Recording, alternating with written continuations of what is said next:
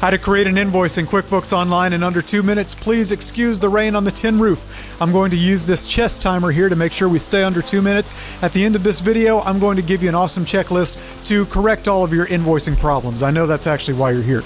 All right, but let's get to it. And 2 minutes starting now. Okay, we're here in the dashboard. A million different ways to create invoices. Let's just go new. Let's go new invoice. There it is right at the top because we want to get paid. All right, cool. Whenever we come here, you'll be able to select your customer, yada, yada, yada. You go ahead and select them. That's great. We make sure that the terms and the invoice date, that's when you send it, the due date, that's when they got to pay it by, are correct. You add in your products and services. Hopefully you have them in here already, but if you don't, you can watch another video of mine to see how that's done. We'll go 10 hours. That's $750. I am going to charge tax. What kind of tax? I'm going to charge California tax. How about another product? Let's add a pump. There we go. And we shall, that's fine. One pump. Tax, good. Now, look, if you are using this AI and you have this written somewhere else or some kind of other document, you can just pull it in here and it will attempt to auto-populate this, okay? Let's not worry about that. And that looks good. Manage. On this side, we can also select a bunch of options for customization and payment options, etc., etc., etc.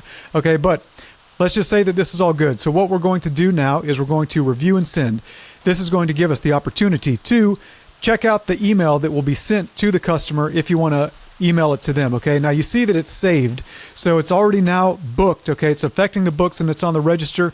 In this case, I'm not going to look at it, and of course we can't see what it is right now because we are on the test account. But if you were in your normal account, you would see this. I'm not going to send it just to prove that it is in fact on the register. We're going to go to our reports. Actually, it's already done, right? So I have 30 seconds left pretty much. We'll go check out the profit and loss because I want to show you that if we are on accrual, we will actually see it. We will go to design income and we will see the design income component of that invoice. And we see it right here, $750. It is in accounts receivable, right? But if we change this to cash, what are we going to see? It's not there, okay? If you want to know the difference between accrual and cash accounting, you can look at some of my other videos. There we go. So the invoice has been sent and it is 2 minutes. Good for that. Cool.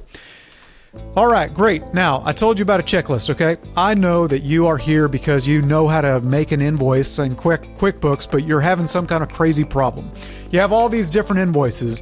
Things aren't matched. Payments aren't matched. Deposits aren't matched. You're getting deposits that are a bunch of different payments. You don't know how to match them to the invoices.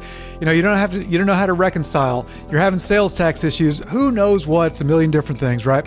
Well, guess what?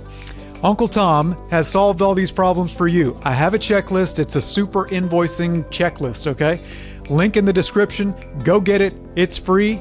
And hey, I'll see you in the next video, okay? Until next time, be the best.